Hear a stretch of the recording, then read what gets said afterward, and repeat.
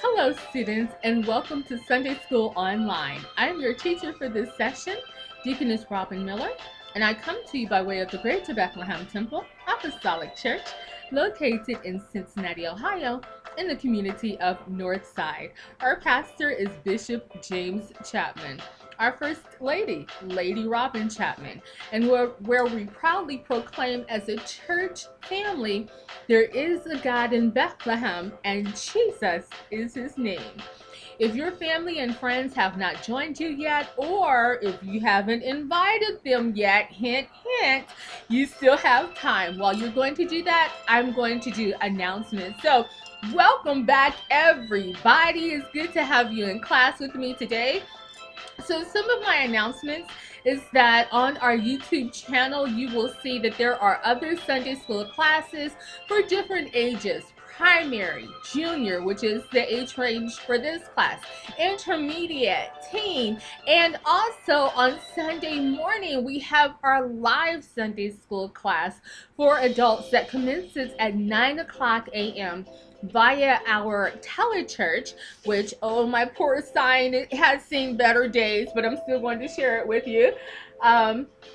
Here's our website that you can go to, gbtac.org,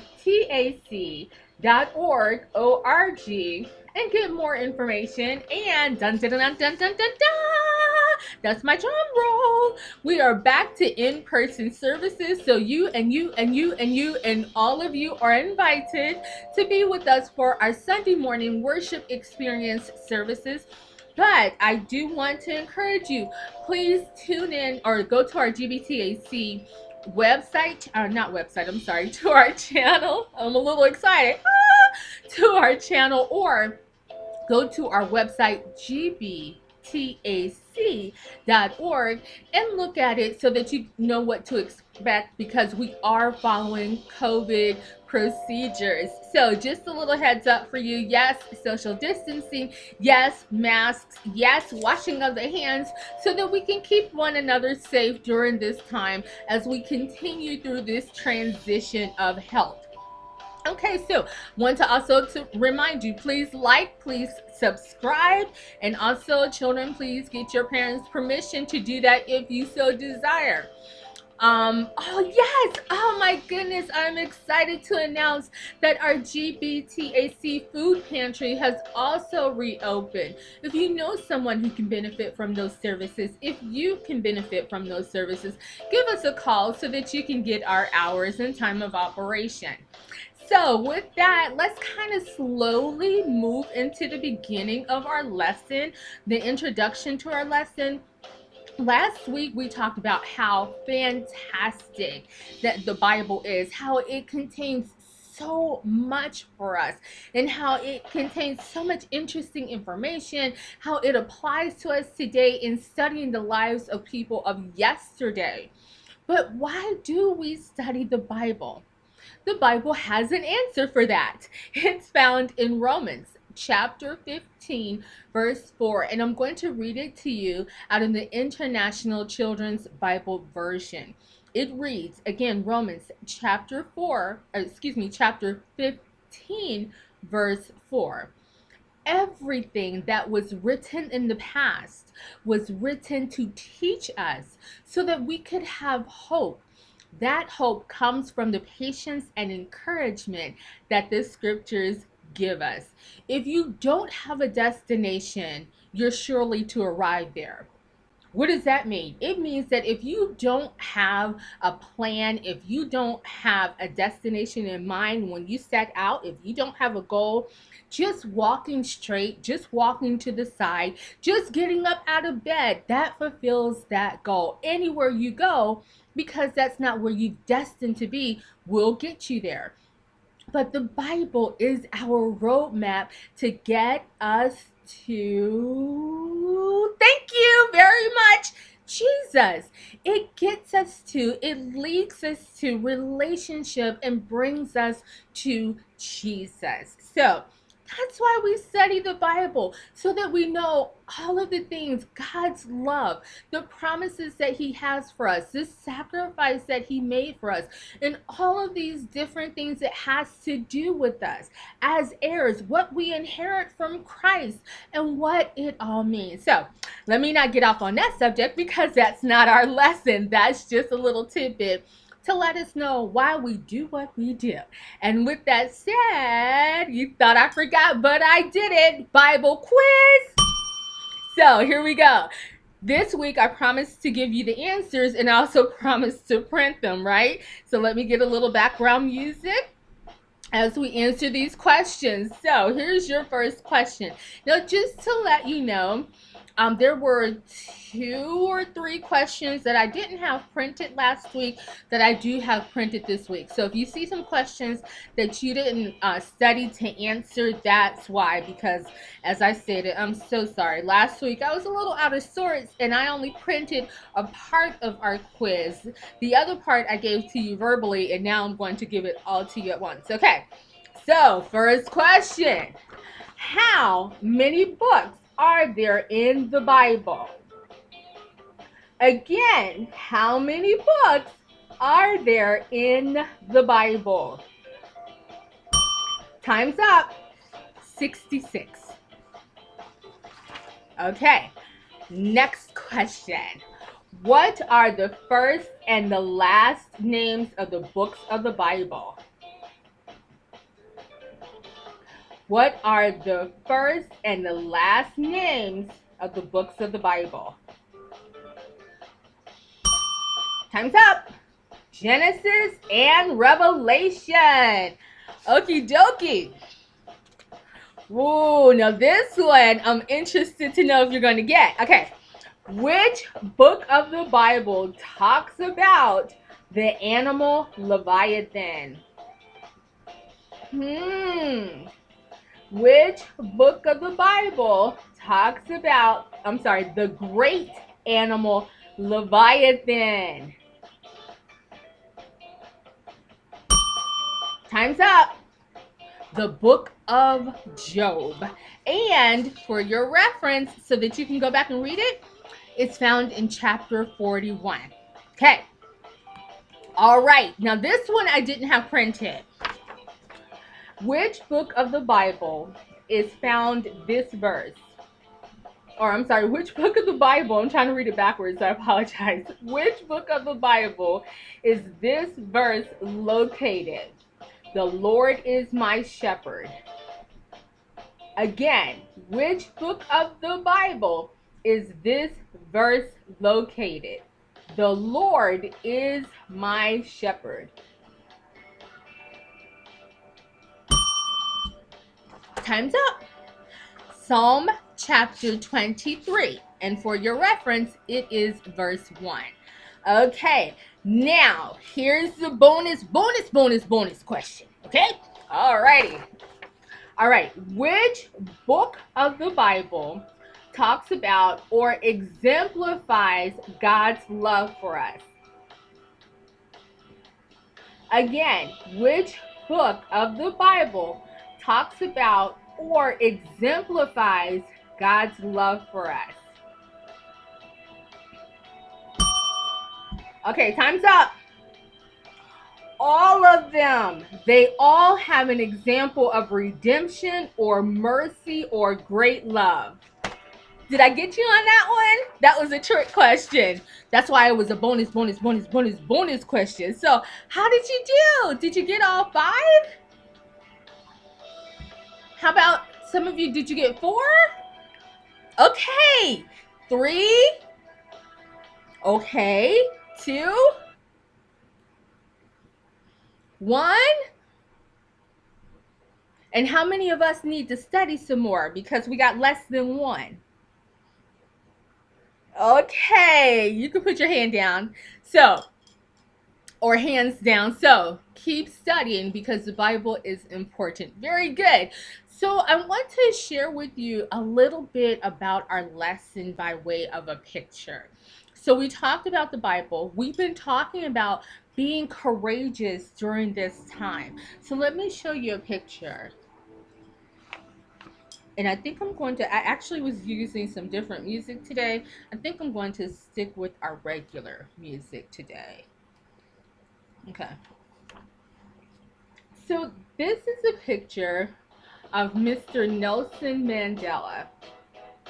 He was the first black head of state for the South African country, and it was he became the head of state when it was a fully representative democratic election, the first one.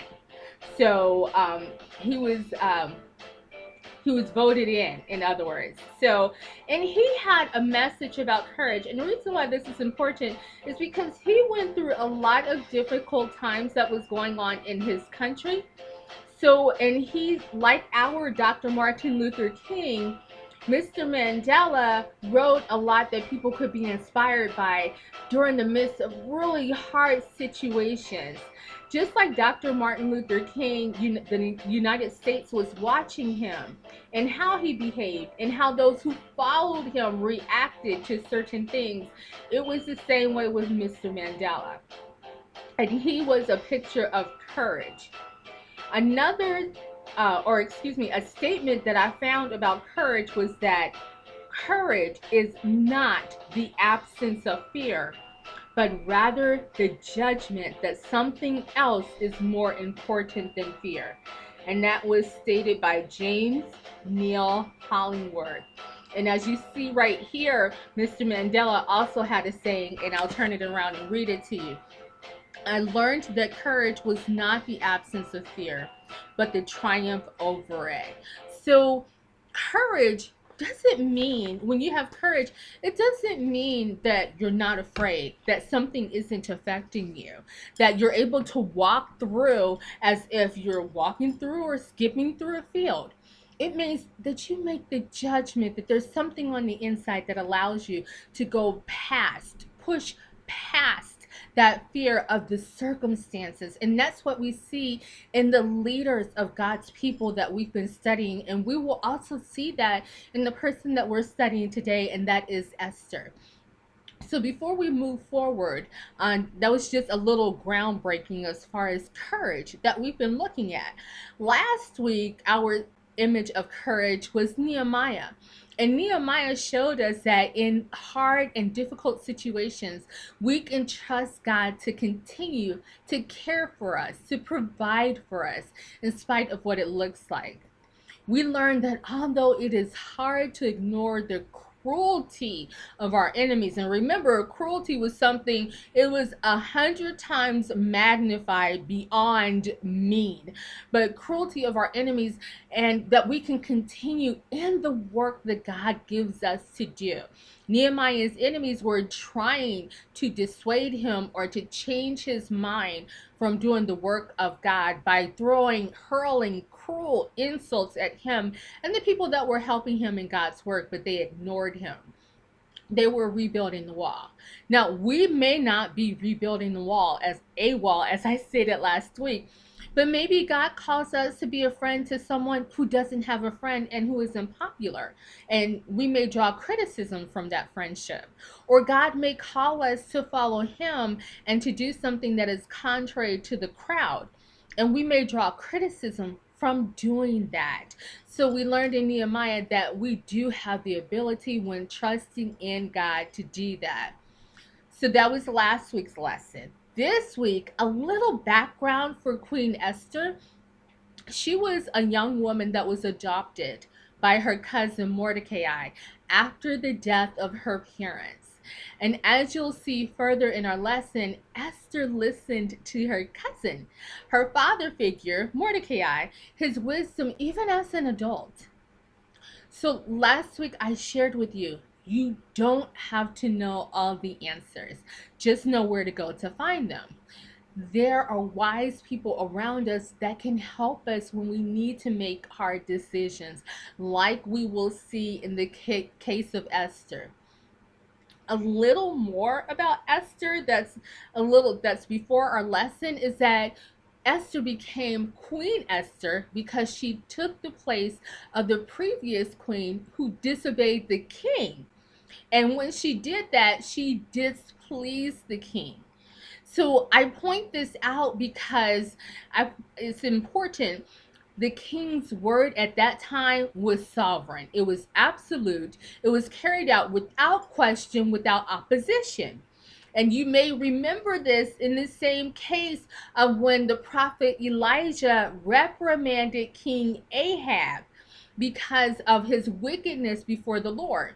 Elijah could have been killed for speaking to the king in that manner, since the king's word was absolute, but he showed courage in following God instead of what man would think of him, even though that man was an earthly king. In our lesson, an enemy of the Jews, Haman, and this is in the words of our lesson book, tricked the king into signing a decree that all the Jews in the Persian Empire would be killed. Now, Haman had access to the king and advised him in matters, and that's how he was able to trick him. So that's kind of a lesson for us. That's a good point for us to stop and look at, because as a leader, and this means you, a leader is someone with influence and people follow their example and their behavior. They take notice of them. It is important to be careful who we allow to advise us. You and I demonstrate God's word to people in our everyday lives. So we must take care to follow godly wisdom and advice. So stopping right there, that's an important point.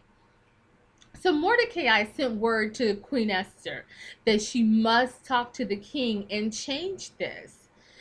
And Queen Esther, she responded by reminding her cousin that a person could only go into the king if they were called to do so. You didn't just show up, you could be killed. But Mordecai sent her a message back, reminding her of the responsibility she had and the blessing of being queen. And if she did not carry out that responsibility, someone else could be chosen. Just like she was chosen in lieu of someone else. Now, Queen Esther had every right or reason not to do this. She could be killed going in to see the king. No one knew that she was Jewish, so she wouldn't be a part, possibly, of those that were being sought out to be killed. But her cousin, Mordecai, gave her wisdom in reminding her that God blesses us for a reason, and that the blessing isn't just for us, but for those that God calls us to minister to or that's in our lives. Now, Queen Esther could have thought, I'm a grown up, I am queen, I am no longer under the roof of my cousin, my father figure, Mordecai. I can make my own decision. And she could. And Mordecai left it up to her to make that decision. But he also reminded her of the consequence of making a wrong decision. So what do you think she did? Do you think she listened, or you think she didn't listen? Okay, I'm going to move my hands according to your answers. She listened. She listened. She listened. Oh, she didn't listen? She did. Okay, she listened. Do you think that's the right answer? She did listen. That is correct. Queen Esther listened to her cousin's wisdom. And like the courageous people that came before her, she turned to God and she asked her cousin to have the other Jewish people to petition God for her success. And she made that decision that if she perished, meaning if she dies when she goes in to see the king, so be it. She accepted the consequence of her decision. So you see, Queen Esther didn't know how the situation was going to turn out. She only knew to trust God like her ancestors before her. And do you know, her courageous act did turn out all right. The king did not have her killed for showing up without being called. Instead, she received favor to speak to him, and she saved her people. So, in our lesson today, as we conclude, we learned that the absence of fear, it doesn't equal courage, but the decision to move forward in spite of how we feel. We also learned that it doesn't matter how old you are, you can still seek wisdom to make hard decisions from those around you. We also learned that we may not know how things are going to turn out, but we can depend on the faithfulness of God that He has shown throughout the ages to His people, and He will make it turn out all right. Now, those are just a few of the things that we learned by coming to Sunday school class online. Please share what you learned today with your friends and with your family. Or better yet, invite them to come with you next time when we're going to talk about Jeremiah stands up to deadly threats. And that's going to be found in the book of Jeremiah, chapter 26, verse 1, and also Jeremiah chapter 26, verses 4 through 15, with the golden text being Jeremiah chapter 26, verse 13. Thank you so much for having joined me today, and I leave you with my borrowed saying from VeggieTales: God made you special, and He loves you very much. I'll see you on the next time. Bye!